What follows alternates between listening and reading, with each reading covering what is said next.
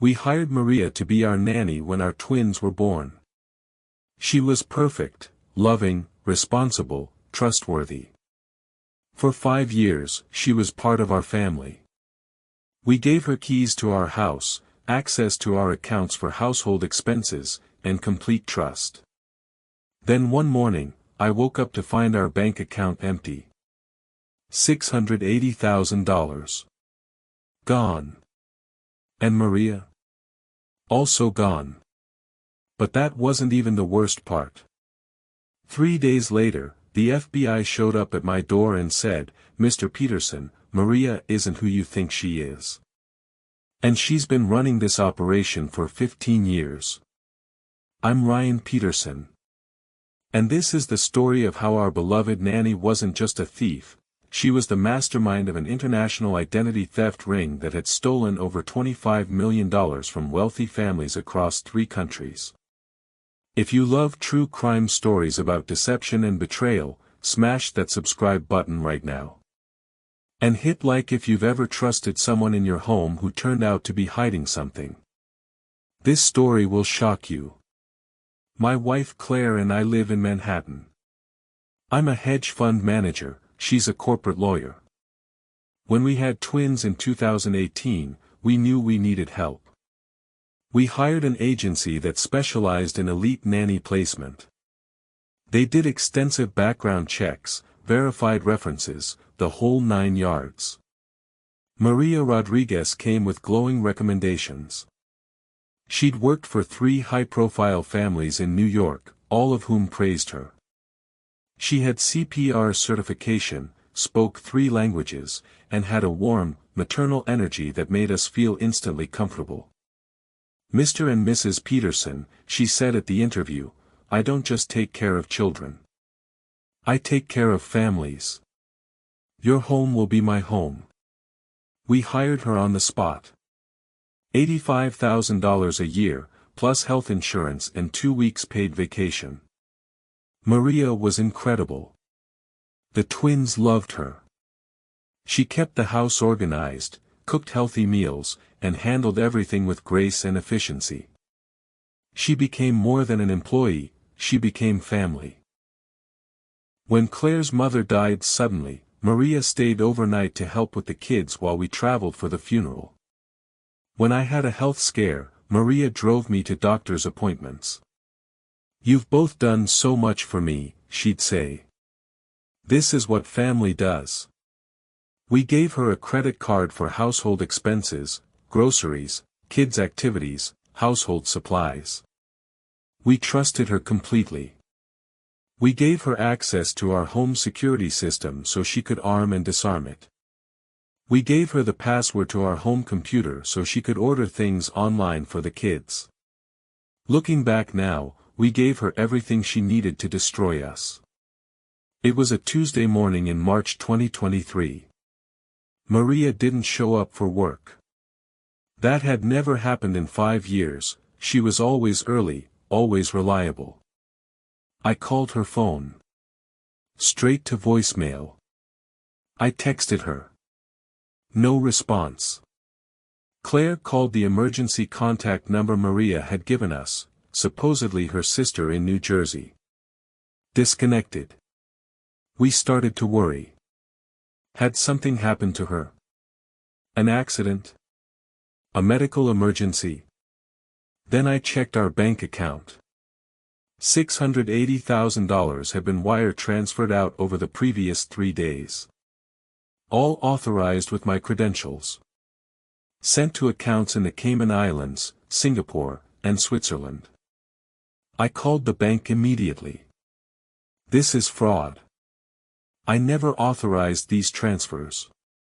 Mr. Peterson, the transfers were made using your online banking login and your 2-factor authentication code sent to your phone." "That's impossible. I have my phone right here." Then I remembered. 3 days ago, Maria had borrowed my phone to make a call because hers had died. She'd stepped into another room for privacy. She must have installed something. Cloned my credentials. Intercepted my authentication codes. Claire checked her accounts. $120,000 missing from her savings. Our investment accounts, untouched, thankfully, because they required in-person authorization. But our home equity line of credit? Maxed out. $200,000 drawn against it. Total stolen, over $1 million. And Maria had vanished completely. Drop a like right now if your heart is racing. And comment, would you have trusted your nanny with this much access? Be honest. We filed a police report immediately. But the detective told us cases like this rarely get resolved. International wire transfers are almost impossible to trace and recover. Then, 3 days after Maria disappeared, 2 FBI agents knocked on our door. Mr. and Mrs. Peterson. I'm Special Agent Lisa Chen. This is Agent Marcus Wright. We need to talk to you about Maria Rodriguez. They came inside and laid out files on our dining room table. Maria Rodriguez isn't her real name. Her real name is Carolina Mendez, and she's wanted in connection with identity theft operations spanning 15 years across the United States, Canada, and the UK. They showed us photos. Maria, but with different hair, different clothes, different names. Marie Martin. Martha Reyes. Mary Roberts. She targets wealthy families with young children, Agent Chen explained. She gets hired through legitimate agencies using forged credentials and fake references. She works for the family for several years, earns their complete trust, gains access to their financial information, and then drains their accounts and disappears. How many families? Claire asked, her voice shaking. At least 17 that we know of. Total estimated theft, over $25 million. I felt sick. How does she keep getting hired? Don't background checks catch this? She's sophisticated. She has multiple identities, multiple social security numbers, fabricated work histories.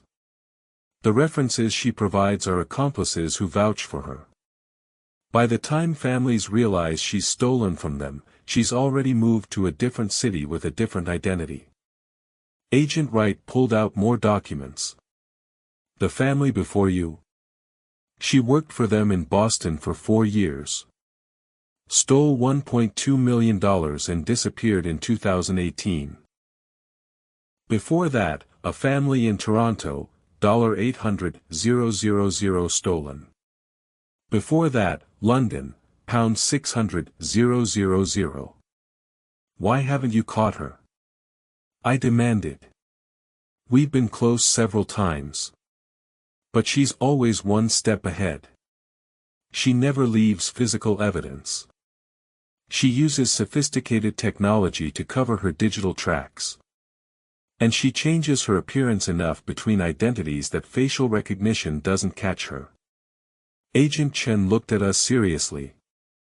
But you might be the key to finally catching her. Because this time, she made a mistake. What mistake? Claire asked. Agent Wright showed us a security camera photo from our building's lobby. Maria entering, 3 days before she disappeared. We've been monitoring activity on the accounts she transferred money to. One of them made a purchase 2 days ago, a first-class plane ticket from JFK to Madrid, Spain. The ticket is for tomorrow. So she's still in New York. We believe so. And we think she'll try to use your identities again. She has all your information, social security numbers, credit card numbers, passwords. That's valuable. She might sell it, or she might use it herself for future operations. The FBI's plan, use me as bait. We want to set up a honeypot, Agent Chen explained. We'll create a fake bank account in your name with a large balance showing. We'll make it look vulnerable, weak security, easy access. If Maria tries to access it, we'll trace her location and arrest her. And if she doesn't take the bait? Then she gets away. Again. And she does this to another family. Claire and I looked at each other. We'd been violated, betrayed by someone we'd welcomed into our home, trusted with our children. Do it, I said. Whatever you need. Over the next week, the FBI set up their operation. They monitored our credit reports, our accounts, everything with our names attached. 6 days into the operation, Agent Chen called. She took the bait. We've got her. Maria, Carolina Mendez, was arrested at a hotel near JFK Airport. She'd been staying there under another fake identity, waiting for her flight to Spain. When the FBI searched her hotel room, they found 8 different passports, 15 credit cards in different names, and a laptop containing the financial information of 23 different families, including ours. They also found something else, journals. Years' worth of journals detailing every family she'd worked for, every theft she'd committed, every moment she'd manipulated people who trusted her. Agent Chen showed me excerpts. The Petersons are so easy. They're busy, stressed, desperate for help. They'll believe anything I tell them. The husband leaves his phone everywhere. The wife overshares about their finances. By month 3, I'll have everything I need. Played with the twins today.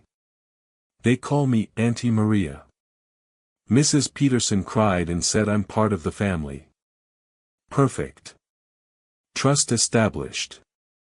Begin extraction phase next month. It was all calculated.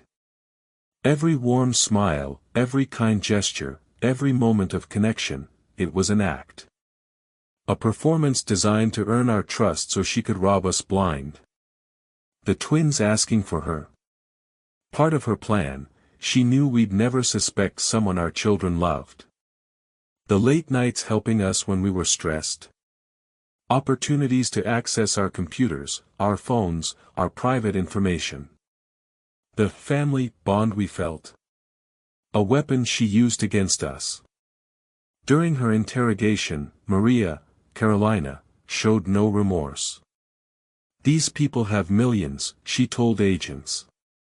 I took a fraction of what they'll never miss. They'll cry for a few months and then move on. I'm providing for my real family back home. She had sent millions to relatives in Colombia. Built them houses, funded businesses, paid for educations. She was a villain to us, but a hero to them.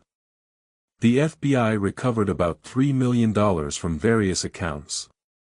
But most of the $25 million was gone, spent, hidden, or impossible to trace. Carolina Mendez was sentenced to 20 years in federal prison. She'll be deported after serving her time. We recovered about $200,000 of what she stole from us. The rest is gone forever. Insurance covered some of it, but we still lost over $600,000. But the money isn't even the worst part. The worst part is the violation. The betrayal. The knowledge that someone we loved, someone our children loved, was using us the entire time. The twins still ask about Maria. They don't understand why she left. How do you explain to 5-year-olds that the person who tucked them in at night, who sang them songs, who made them feel safe, was a predator? We hired a new nanny through a different agency. She's wonderful. But I can't trust her. Not fully. I check our accounts daily. I watch her every move. I question everything. That's what betrayal does. It doesn't just steal your money. It steals your ability to trust. Claire and I are in therapy. The kids are in therapy. We're all trying to rebuild our sense of safety in our own home. And sometimes I lie awake at night thinking, how many Marias are out there? How many nannies, housekeepers, caregivers, employees who seem perfect but are really just waiting for the right moment to strike. I'm Ryan Peterson. Our nanny stole over $1 million from us and turned out to be an international criminal who'd been running this scheme for 15 years. Here's what I need you to do right now. 1. Subscribe to this channel if true crime stories fascinate you.